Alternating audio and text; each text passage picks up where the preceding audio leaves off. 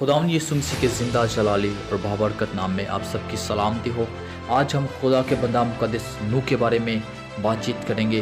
پہلے ہم نے خدا کے بندہ آدم کے بارے میں بات کی، لیکن آج ہم خدا کے بندہ مقدس نوح کے بارے میں بات کریں گے۔ آج ہمارا دوسرا چیپٹر ہے نوح کے بارے میں۔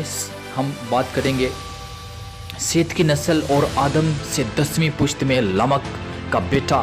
یہ نام اسے اس لیے دیا گیا کیونکہ لمک نے پیش نبی سے قبل از وقت جان لیا تھا کہ نوح کے وسیلہ سے خالق خدا نسل انسانی کو آرام اور تسلی دے گا اور کسی حد تک عدن کی لعنت کے اثرات کم ہو جائیں گے۔ اس نہایت بدکار زمانہ میں نوح لسانی طور پر راست باز تھا۔ عالمگیر طوفان سے 120 برس پہلے جب نوح کی عمر 480 برس کی تھی تو خدا نے اسے آگاہ کیا کہ میں پانی کے ذریعہ سے دنیا کو تباہ کر دوں گا۔ اس وقت خدا نے اسے ایک بڑی کشتی بنانے کے لیے ضروری ہدایات دی اور نوح نے کشتی بنانے کے اس بھاری کام میں مصروف ہونے کے باوجود راستہ بازی کی منادی کرنے والے کی حیثیت سے لوگوں کو آنے والے خطرناک حالات سے آگاہ کیا۔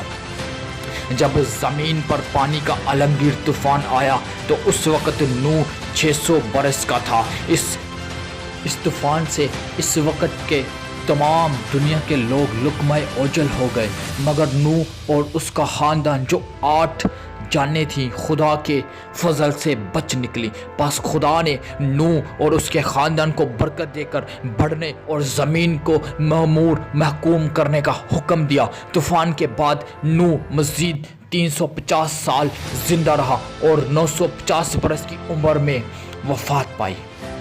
نوح کی زندگی کے بارے میں ہم دیکھیں گے۔ نوح کے نام کا مطلب آرام، تسلی۔ باپ کا نام لمک، پیشہ باغبان، ترخان کشتی بنانے والا۔ بائبل میں ذکر 58 مرتبہ۔ اولاد سم، حام اور یافت۔ بائبلی صفت زمینی لعنت سے آرام دینے والا۔ کل عمر 950 برس۔ مرکزی حوالہ جات پیدائش 6 باب سے لے کر 19 ابواب تک یہ آپ کو ملے گا۔ اب ہم خدا کے بندہ مقدس نوح کی عمر کی تقسیم کریں گے۔ نمبر 1، 480 برس کی عمر میں خدا نے نوح کو آگاہ کیا کہ میں پانی سے دنیا کو برباد کر دوں گا۔ نمبر 2، 500 برس کی عمر میں اس سے سم، حام اور یافت پیدا ہوئے۔ اس نے 120 برس منادی کی۔ وہ 600 برس کا تھا جب طوفان آیا۔ وہ 1 سال اور 17 دن کشتی میں رہا۔ وہ طوفان کے بعد 350 برس تک جیتا رہا۔ اس نے 950 برس کی عمر میں وفات پائی۔ یہ عمر کی تقسیم تھی۔ اب ہم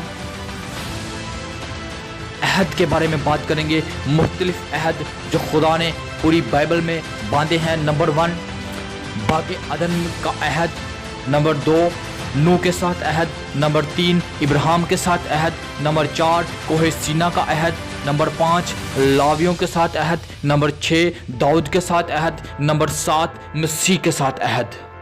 اب ہم خدا کے بندہ مقدس نوح کے نسب نامہ کی طرف بات کریں گے۔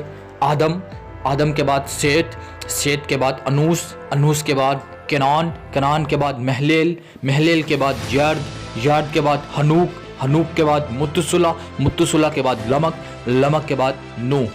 یہ خدا کے بندہ کی نسب نامہ تھا۔ اب ہم نوح کی انفرادیت کے بارے میں بات کریں گے۔ نمبر 1، ناراست زمانہ میں راست باز۔ نمبر 2، کوزے قضا کا نشان۔ نمبر 3، کشتی کے وسیلہ سے 8 جانوں میں بچنے والا۔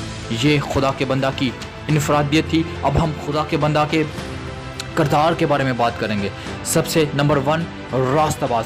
نوح نہایت برے اور ناراست زمانہ میں رہتا تھا اور اس ناراستی کی وجہ سے خدا کے بیٹوں نے آدمی کی بیٹیوں سے شادی کی۔ اس باہمی ملاپ سے انسان کی بدی بہت بڑھ گئی اور اس نے زمین پر اپنا طریقہ بگاڑ لیا۔ اس برے ماحول کے باوجود نوح خدا کے ساتھ چلتا رہا اور اس کی نظر میں مقبول ہوا۔ جب خدا نے فیصلہ کیا کہ میں انسان کی بدی کے باعث اسے روئے زمین پر سے مٹا ڈالوں گا، تو اس وقت اس بدترین حالات میں صرف نوح مرد راست باز اور اپنے زمانہ کے لوگوں میں بے عیب ٹھہرا۔ नंबर 2, रास्ताबाजी की मुनादी करने वाला। नूह ने 120 साल मुनादी की और उतने ही बरस कश्ती की तैयारी में लग गए।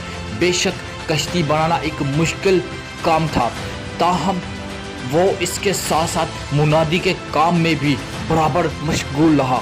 अगरचा इसने बड़ी दयानतदारी से इस ज़माना के लोगों को आने वाले अजाब से आगाह किया, ताहम किसी ने भी इसकी मुनादी पर कान ना धरा। लेकिन इतना ज़रूर हुआ कि इसके ख़ानदान ने इसकी बातों को सच जाना और तूफ़ान के 7 दिन पहले कश्ती के अंदर चले गए। नंबर 3, बेहतरीन कश्ती बनाने वाला। ये भी खुदा के बंदा के किरदार में शामिल है। इस ज़माना में सबसे बड़ी कश्ती बनाने वाला नूह था।